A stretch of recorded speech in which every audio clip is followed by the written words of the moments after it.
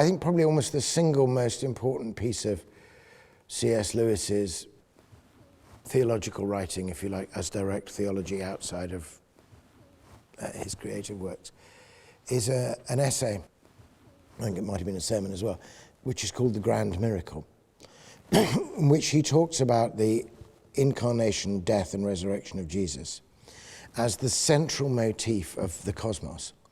And he describes it as a missing chapter. He uses a wonderful analogy. He says, if there was a great novel that we knew had a missing chapter, and loads of scholars had tried to figure out where's the bit in the middle, it's already a great novel. There's a huge, and we can see motifs at the beginning repeated at the end, but there's a central chapter that's missing. Or perhaps we didn't know it was missing, and then somebody says, I know there's a missing chapter. If somebody came up and said, I found it. I found the manuscript with the missing chapter of this incredible novel. Just put this chapter here between these two other chapters. And this thing which sort of made some sense before now makes like total sense. And Lewis says, how would you test that? He said, you'd want to see how all kinds of things you'd seen in the earlier chapters were noticed, and patterns and repetitions and motifs that seem to be going nowhere. If they didn't find their home in this missing chapter, you'd go, no. And then when you look forward to the end of the novel, you'd want to see how, the test would not be, is it great? Is it written in a nice style? Is it a nice chapter as a standalone? The real test would be, how does it make sense of everything else? So he says, Lewis, that the birth, life, death, and resurrection of Jesus, but particularly that pattern of going down, losing everything down into the depths of the depth, finding and saving something, bringing it up, restoring it. That is the core thing. And he says it makes sense, just look at it. All the great human stories have that pattern. All the great myths have that pattern.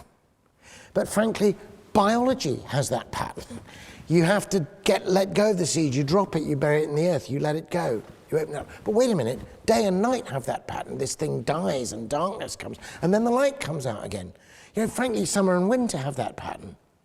Once you begin to see this as the central thing, then you suddenly realize why Jesus said, unless a grain of wheat falls into the ground and dies, it bears no fruit. Or consider the lilies of the field. And why the psalmist said, heaviness may endure for a night, but joy cometh in the morning.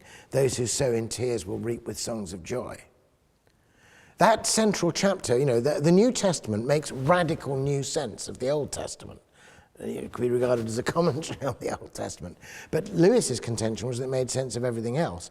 So once you get that, then you can go happily back to these other stories and also make up your own new stories and recognize that when not some allegorical thing, but the story itself naturally prompts you to tell this story in which losing is finding and letting go is recovering, and in which one person has to die for many. You go, oh, I get this, but I get this with a difference. So, just to give you an example of Jesus himself doing this, right? So Jesus makes many references to the Old Testament, but there's a classic moment. This is Jesus thinking, if you like, the way the Inklings think.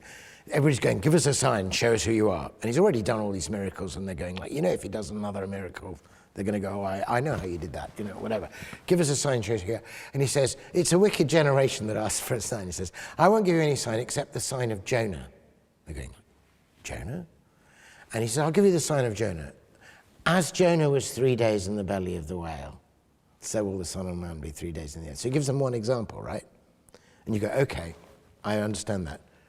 But Christians ever since then have said, wait a minute, this Jonah thing, now I go back to this story. Think about this. Everybody's in the same boat.